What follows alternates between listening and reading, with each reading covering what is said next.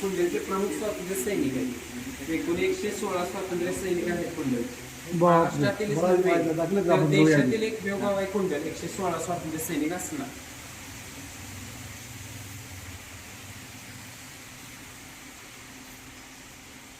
हा बापूंच्या लग्न सोहळ्याचा प्रसंग आहे.